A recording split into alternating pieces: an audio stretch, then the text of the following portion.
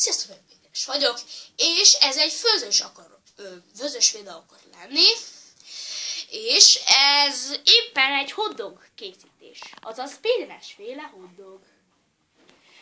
És itt vannak a alapanyagok. Kell hozzá egy hotdog kifli, jó lesz sima kifli, kell egy kis kés, virsli, ketchup is, meg majonéz is.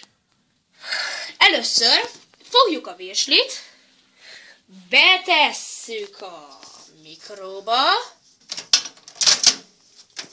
így betesszük a mikróba, így beállítjuk 50 másodpercre, 50, és így.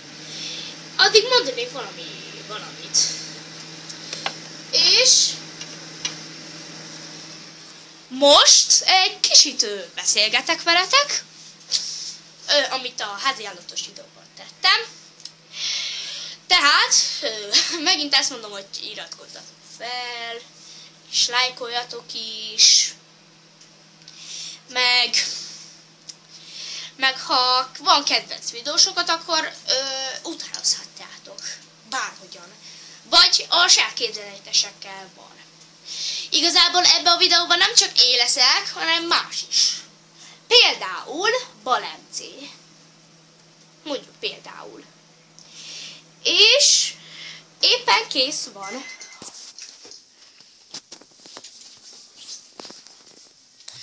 Éppen látjátok, hogy end van ott, az azt jelenti, hogy vége. Így kivesszük. Aztán ilyenkor át kell rakni a hotdogba. Így. Látjátok?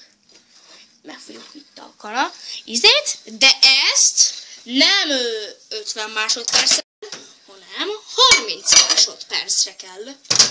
Nézzétek! Így 10-30, ennyire kell beállítani. És placs! Ugye? Még nem fejeztem be. Hát, mindegy, hogy kinek a kedvenc videósa. Nekem mindegy. Tehát, éppen valamennyit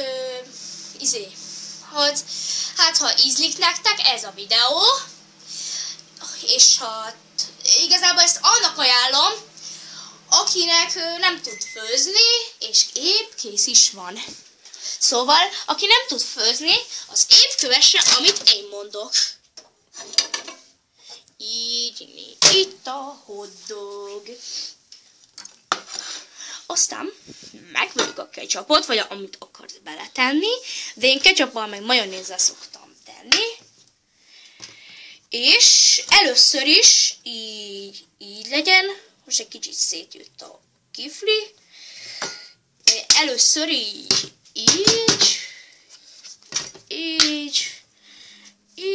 és így belenyomom én.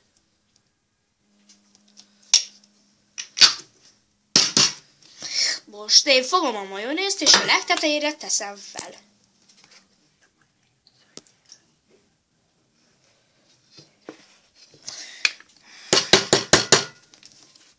Valamitől kifolyott, azt hiszem, a majonéz. Tudom, mit akkor inkább majonéz nélkül leszem. És most így akar kinézni ez a hotdog. Szerintem csak azért csúnya, mert itt el van izélve. Tehát köszönöm szépen, hogy megnéztétek ezt a videót. Ha tetszik, lájkolj, és ha nem tetszik, akkor ne lájkolj. És köszönöm szépen, hogy megnéztetek. Én Péteres voltam. Sziasztok!